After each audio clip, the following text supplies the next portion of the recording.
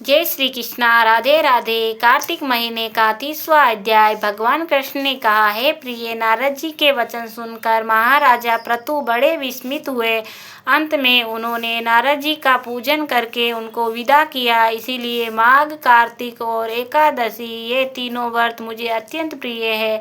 वनस्पति तथा तुलसी के महीनों कार्तिक तिथियों में एकादशी तथा क्षेत्रों में भी श्री द्वारिका मुझे बहुत प्रिय हैं। जो प्राणी जितेंद्रिय होकर इनका सेवन करता है वह यज्ञ करने का मनुष्य से अधिक प्रिय लगता है। जो प्राणी विधि से इनकी सेवा करते हैं उन्हें मेरे अनुग्रह से सब पाप दूर हो जाते हैं। भगवान कृष्ण के वचन सुनकर सत्यभामा ने कहा कि हे नाथ, आपने यह बात बड़ी आश्चर्यजनक कही है कि दूसरे के लिए पुण्य के फल की कलह की मुक्ति हो गई। यह प्रभावशाली कार्तिक मास आपको अधिक प्रिय है कि जिसे पतिद्रोह का पाप केवल स्नान के पुण्य से ही नष्ट हो गया।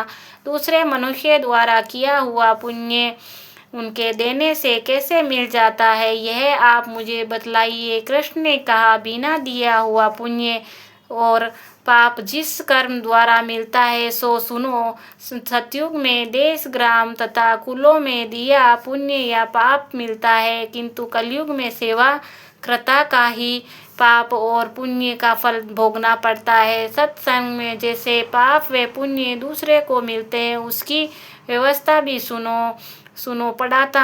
पढ़ाना, यज्ञ कराना और एक साथ भोजन करने से पाप पुण्य का आधा फल मिलता है और एक आसन पर बैठने तथा सवारी पर चढ़ने से, श्वास के आने से पुण्य व पाप का चौथा भाग प्राणी मात्र को मिलता है। स्पर्श करने से, भोजन करने और दूसरे की स्तुति करने से पुण्य और पाप का छठवां भाग मिलता है। दर्शन करने, सुनने तथा ध्यान करने से मनुष्य को पुण्य और पाप का 10वां अंश मिलता है। दूसरे की निंदा तथा चुगली और धिक्कार करने से उसका 100वां भाग मिलता है। पुण्य करने वाले मनुष्य की जो कोई सेवा करता है वह सेवा भाग लेता है वह और अपना पुण्य उसे देता है।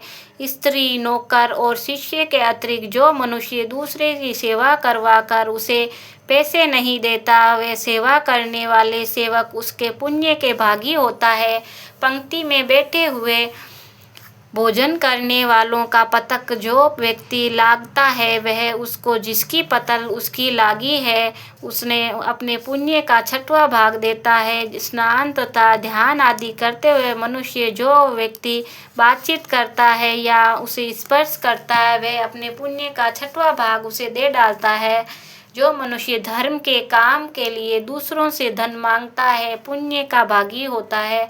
ठीक उसी तरह जिस तरह का दान करने वाला पुण्य का भागी होता है। जो मनुष्य धर्म का उपदेश करता है और पश्चात श्रोता से याचना करता है वह अपने पुण्य का 6वां भाग उसे देता है। जो मनुष्य दूसरों का धन चुरा कर उससे धर्म करता है वह चोरी का फल भोगता है और शीघ्र ही निधन हो जाता है। और जिसका धन चुराता है वह पुण्य के भागी होता है। बिना ऋण दिए जो मनुष्य मर जाते हैं उनका ऋण देने वाले सज्जन पुण्य के भागी होते हैं।